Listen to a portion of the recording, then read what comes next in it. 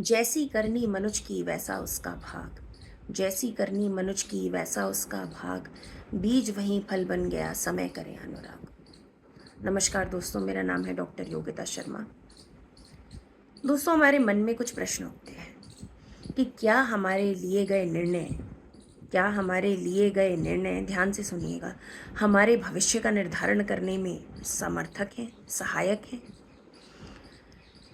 क्या एक व्यक्ति का चरित्र इतना दृढ़, इतना बलवान हो सकता है कि पूरे भारतवर्ष का नाम उसके नाम से जाना जाए? कि क्या हमारी की गई छोटी छोटी गलतियां हमारे आने वाली पीढ़ियों को भुगतने पर मजबूर कर सकती हैं? आज इन्हीं प्रश्नों का उत्तर हम ढूंढेंगे और उसी ढूंढने से हम इस एपिसोड की शुरुआत करते हैं। आज हम बात करेंगे राजा भरत और कैसे राजा भरत के नाम पर भारत का नाम भारतवर्ष कहलाया। वहीं दूसरी ओर हम बात करेंगे गंगा और शांतनु, राजा शांतनु के विवाह की, जिनके विवाह के कारण हस्तिनापुर की नींव रखी गई। तो आइए शुरू करते हैं आज की कहानी।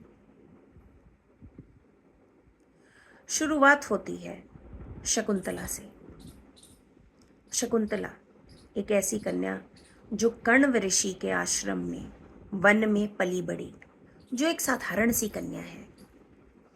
कहीं से आखेट खेलते हुए राजा दुष्यंत उस वन में आ जाते हैं और कण्व ऋषि के आश्रम में शकुंतला को देख पाते हैं।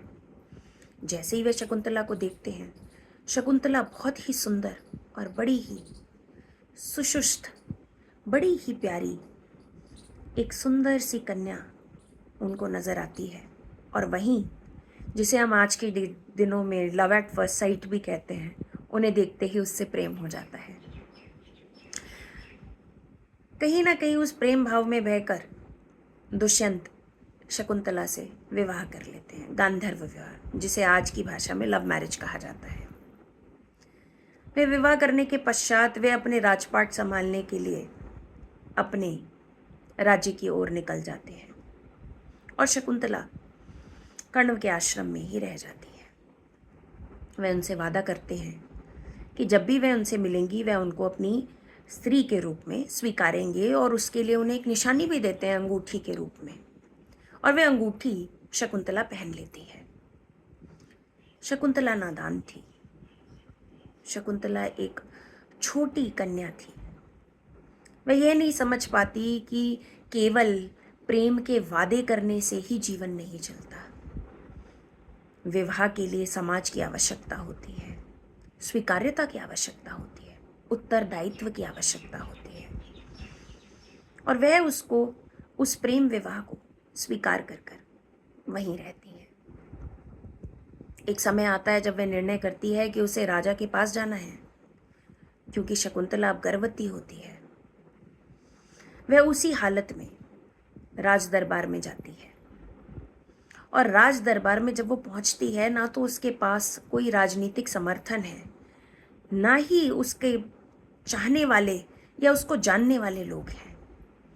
वह तो अकेली है। उसके पास क्या है? सिर्फ केवल एक सत्य। पर आप तो जानते ही हैं कि सत्य भी प्रमाण मांगता है। आज भी यदि हम देखें, सत्य को प्रमाण की आवश्यकता की जरूरत पड़ती है। आज भी हमें सत्य में, जब सत्य को बोला जाता है या सत्य को कहीं भी उजागर किया जाता है, तो उसके प्रमाण को उजागर करना बहुत महत्वपूर्ण हो जाता है। क्या प्रमाण है कि आप सत्य बोल रहे हैं? वही हालत थी शकुंतला की भी, कि क्या उसके पास सत्य का कोई प्रमाण था?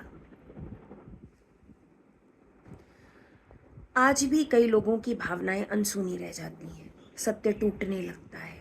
आज भी लोगों को प्रमाण की आवश्यकता पड़ती है। इसीलिए हम कह सकते हैं कि शकुंतला की कथा आज भी उतनी ही प्रासंगिक है जितनी की कल थी।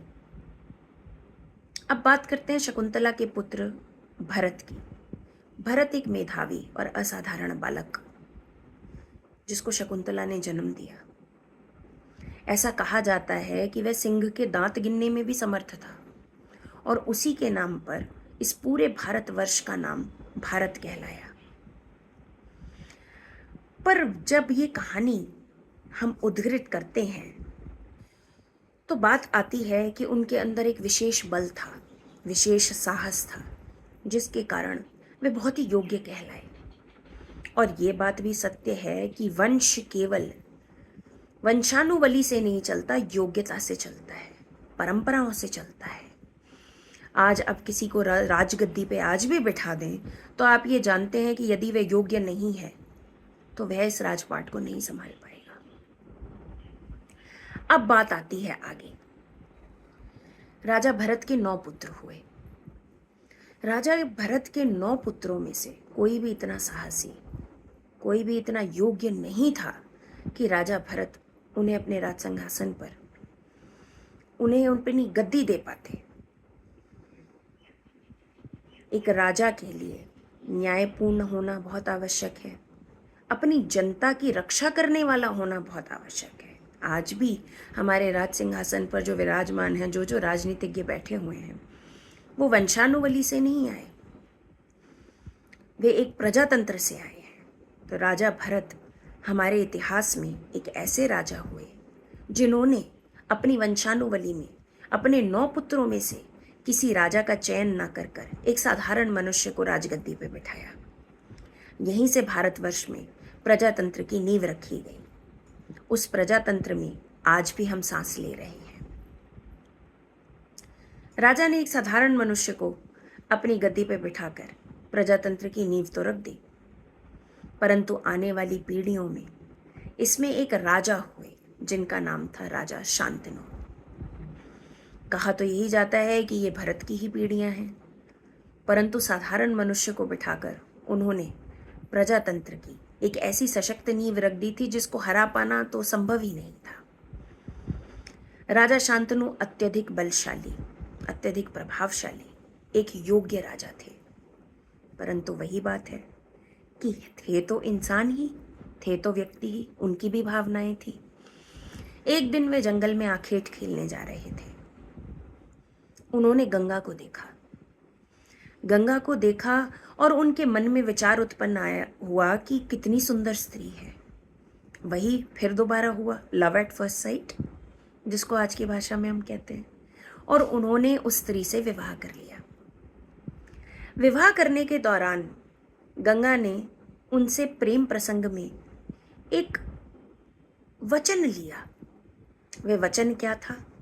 यही वचन था कि यदि मैं कुछ भी कार्य करूंगी तो आप मुझसे कोई प्रश्न नहीं करेंगे। मैं कुछ भी निर्णय लूंगी, आप मुझसे कोई प्रश्न नहीं करेंगे, और यदि आप मुझसे कोई प्रश्न करेंगे तो मैं सदैव के लिए आपको छोड़कर चली जाऊंगी। होना क्या था?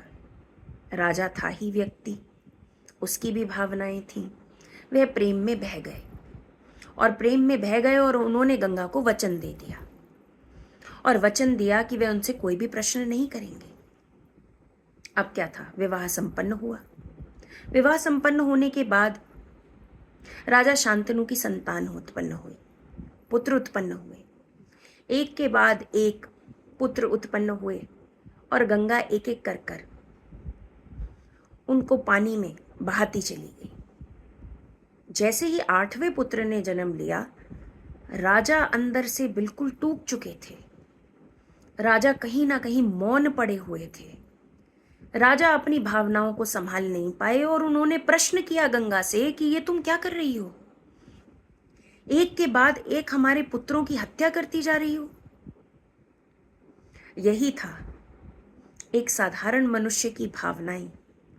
मनुष्य आज भी ऐसा देखा जाता है कि हम लोग अपने रिश्तों को बचाने के लिए जब हम धर्म संकट में होते हैं, कहीं ना कहीं मौन रह जाते हैं, कहीं ना कहीं प्रश्न नहीं कर पाते। कहीं ना कहीं हमारे मन में ये विचार आता है कि हमारा संबंध ना टूट जाए, इसलिए हमें मौन रहना चाहिए, पर मौन हमेशा सही नहीं होता। ऐसे ही राजा शांतनु का मौन भी सही नहीं था। इसीलिए थे तो वे मनुष्य ही। उन्होंने गंगा से प्रश्न कर लिया, और जैसे ही गंगा से प्रश्न किया, गंगा ने तुरंत पलट के कहा कि हे राजन, मैंने आपसे ये वचन मांगा था कि आप मुझसे कोई भी प्रश्न नहीं करेंगे, और आप यदि प्रश्न करेंगे तो मैं आपको छोड़कर चली जाऊंगी। गंगा ने बताया कि ये सब श्रापित ऋषि हैं और इनका जन्म तो होना ही था और इनको मुक्ति देना ही गंगा की परिणति थी, पर आपने आखिरी पुत्र को प्रश्न कर कर बचा लिया है, रोक लिया है, और इसी पुत्र का नाम आगे चलकर भीष्म पड़ा।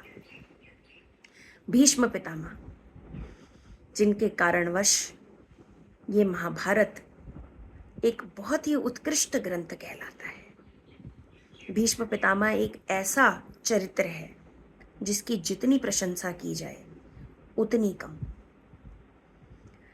तो साथियों, हमें महाभारत आज भी उतनी ही प्रासंगिक लगती है, और है भी प्रासंगिक, क्योंकि यह केवल यह नहीं बताती कि एक उत्कृष्ट पात्र थे, एक राजा थे, एक रानी थी, बल्कि यह बताते हैं कि साधारण मनुष्य हैं। वे राजा रानी भी एक साधारण मनुष्य हैं, साधारण जीव हैं, उनकी भी भावनाएं हैं, उनमें भी वही भावनाओं का प्रवाह हो रहा है जो आप और हम में हो रहा है। तो यहीं समाप्त होता है हमारा ये दूसरा एपिसोड। नमस्कार।